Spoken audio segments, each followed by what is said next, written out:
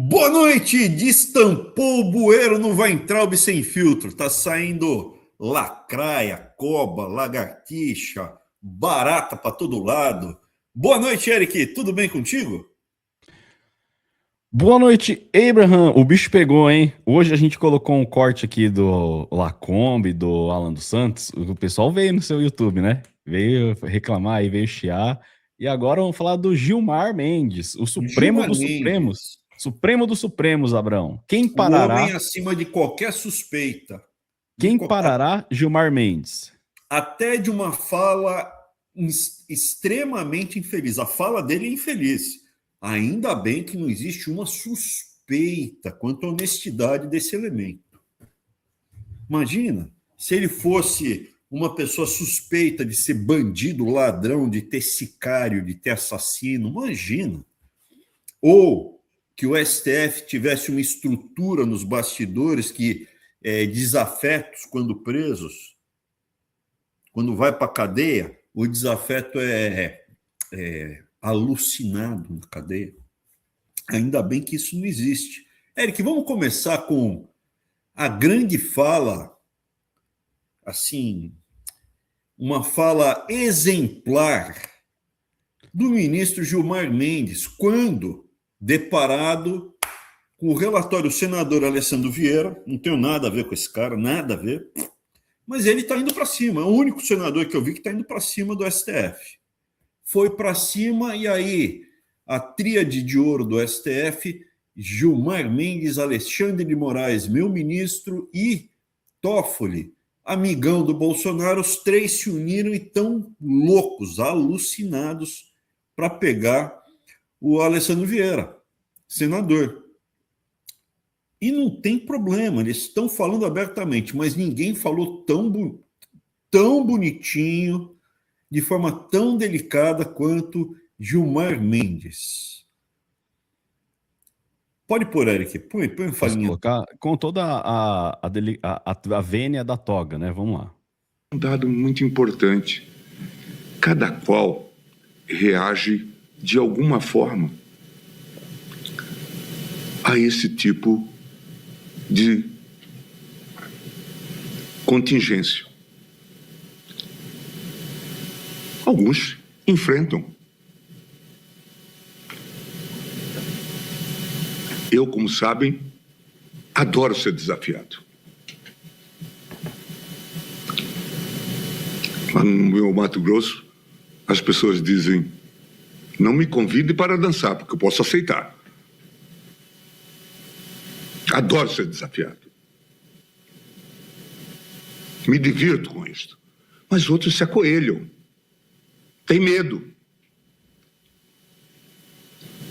E a assombração, também dizemos no interior, aparece para quem acredita nisso. Então é preciso que a gente esteja atento, inclusive para dizer para aqueles que têm medo de assombração que eles não existem, que são fantasmas, que não amedrontam, que são fantoches. Depoimento, Eric, eu já tive algumas vezes com Gilmar Mendes, assim, é um baixinho, cara. É um baixinho, tem 1,70 m de altura.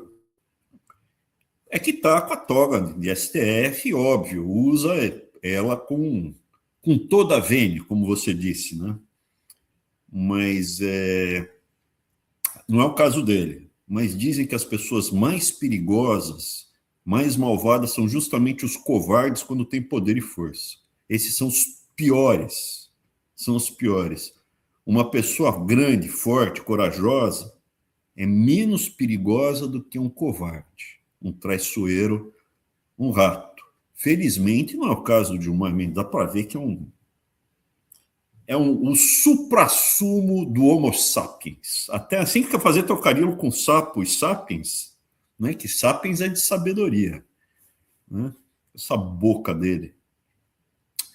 Então, eu fiquei com a impressão que o Gilmar Mendes estaria ameaçando alguém, e ameaçando de uma forma meio tosca. Eu fiquei com essa impressão. Chamar para dançar, não tenho medo de assombração. Eu fiquei com essa impressão. não foi tão explícito quanto o Lacombe. O Lacombe me ameaçou de forma mais objetiva. Você não concorda, não, Ari? O que você acha? Com menos vênia, né? Teve menos vênia na O ameaça. Lacombe me ameaçou com menos vênia e mais carinho. Houve uma coisa assim, meio... Eu perco a minha cabeça se eu cruzar com o Abraão pela rua. Teve uma coisa meio passional ali no Lacombe. O Gilmar, não. Eu senti maldade ali. Eric, põe de novo esse começo. Me pareceu assim, coisa... Não está de acordo com a imagem desse bastião da honestidade que é o Gilmar Mendes. Põe de novo. Eu fiquei surpreso quão explícita foi a fala dele. Vou colocar, vamos lá. Pegar meu dado celular. muito importante. Cada qual reage de alguma forma a esse tipo de contingência. Alguns enfrentam. Eu, como sabem, adoro ser desafiado.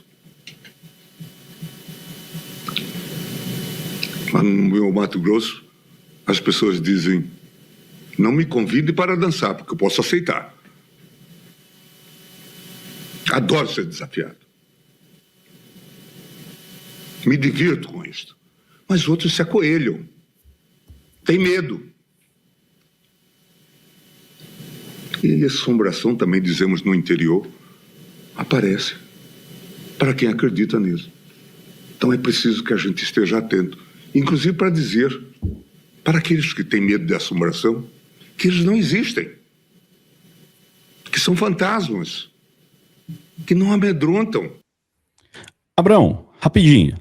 Quando em Vida Vênia, ele fala do Mato Grosso aí, eu queria relembrar esse episódio que a gente já falou aqui na live também, lembra? Atento às consequências da minha decisão, das minhas decisões. Todos nós Só temos isso. isso. Vossa Excelência não tem condição de dar lição a E ninguém. nem Vossa Excelência. Você também não. Vossa Excelência me respeite. Vossa Excelência não tem condição alguma. Vossa Excelência está destruindo a justiça desse país e vem agora dar lição de moral em mim. Saia à rua, ministro Gilmar. Saia à rua. Ministro Joaquim, nós já superamos o que eu essa faço. discussão com o meu pedido de Não juízo. vê, Vossa Excelência não tem condições algum, não tem Estou na nenhuma rua, condição. Eu estou na rua, ministro. Vossa Excelência Não está está fazendo não. pedido judicial. Vossa Excelência não está na rua não. Vossa Excelência está na mídia, destruindo a credibilidade do judiciário brasileiro. É isso. Coisa, ministro aqui. Não, ministro Joaquim, vamos ponderar. Eu já Não fala. Vossa Excelência, quando se dirigir a mim, exatamente para Vossa Excelência não está falando com os seus capangas do Mato Grosso, ministro Gilmar. Capangas do Mato Grosso. A gente já teve aqui sicário, capanga, pode ser utilizado como substituto de assassino também. Mas, felizmente, não é o caso do Gilmar Mendes. Ministro Joaquim Barbosa, que pediu para sair antes que um avião dele caísse ou que sofresse algum acidente fortuito aí que nós vemos rotineiramente acontecendo no Brasil. A única coisa que não é justo aí da parte do Joaquim Barbosa mencionar, detalhe, ele fez essa acusação grave, que eu saiba, ninguém tomou nenhuma providência a respeito. A outra acusação contra o Barroso, que fecha o escritório dele, que está dentro do STF, ninguém fez nada. Eu não sou jurista, mas eu creio que poderia ser o caso de prevaricação, não ter investigado. De qualquer forma, isso fica aí de stand-by, fica aí na agulha para quando o farol chegar ao poder. Eu só queria ser justo com o ministro Gilmar Mendes, porque, felizmente, o STF não tem a fama que está se espalhando pelo judiciário brasileiro, que é vender sentença. Quem está falando isso não sou eu, hein? Quem está falando isso é um ministro do STJ, cara. Põe aí. Vou colocar, vamos lá. Antes de seguir aqui, eu quero fazer um registro. Doutor Júnior, embora Vossa Excelência seja um advogado constituído, nos autos, legitimamente constituído e atuando muito bem, eu recebi mais de pedido de 10 audiência para pessoas para falar do mesmo processo. E sem considerar a quantidade de pedidos que teve no meu gabinete para adiar o processo. E Vossa Excelência esteve aqui, acompanhou. Hoje mesmo ainda ligaram perguntando se podia adiar o processo, quando eu falei que já estava determinado. Isso mostra, e não nada a ver com o senhor, né, que Brasília está ficando difícil. Quantidade de interferência em processo alheio, onde advogado se encontra regularmente constituído. Essa interferência tem crescido em número, ou seja, todo mundo vendendo voto por aí, pelo Brasil afora. Põe o finalzinho só de novo. Põe o finalzinho de novo. Por favor. Advogado se encontra regularmente constituído. Essa interferência tem crescido em número, ou seja, todo mundo vendendo voto por aí, pelo Brasil afora. Tem crescido em número, ou seja, todo mundo vendendo voto por aí, pelo Brasil afora. Eu entendi juiz vendendo sentença. Pelo que eu entendi é isso. Que voto é lá nas cortes superiores, não é um juiz só que decide, né? Acabou, gente. Se for isso, baixa. O que falta mais acontecer no Brasil, Eric? O que mais falta para... Daqui a pouco tem processo de um ministro da Educação contra um Alexandre de Moraes sumindo no sistema. Já pensou se isso algum dia acontecesse, Eric? Não acredito. Isso aí não vai chegar nesse ponto.